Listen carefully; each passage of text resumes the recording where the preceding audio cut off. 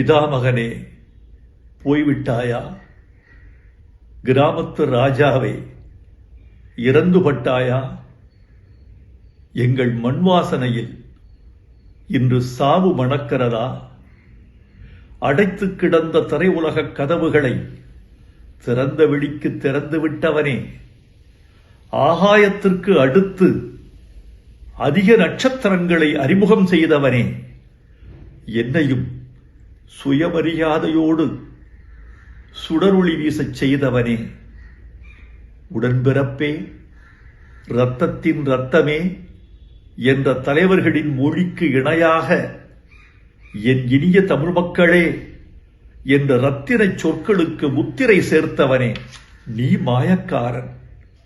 புழுதியை பொன் செய்தாய். சினிமாவின் நிறம் வெள்ளையென்று இருந்ததை கருப்பென்று மாற்றிய கலையாளன் நீ. இடிந்த சுவர்களும் உடைந்த மனிதர்களும் கிழிந்த வாழ்க்கையும் உன் கலையின் கச்சா பொருள்கள். இந்த கரட்டுப்பட்டியை தில்லி நகரத்திற்கு கொண்டு சேர்த்த அல்லி நகரத்து அரசன் நீ.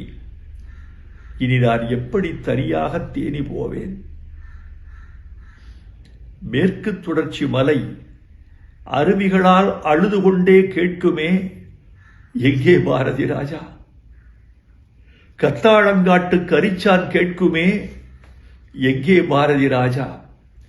கருவேல மரம் கேட்குமே, எங்கே பாரதி ராஜா? என்ன பதில் சொல்வேன்?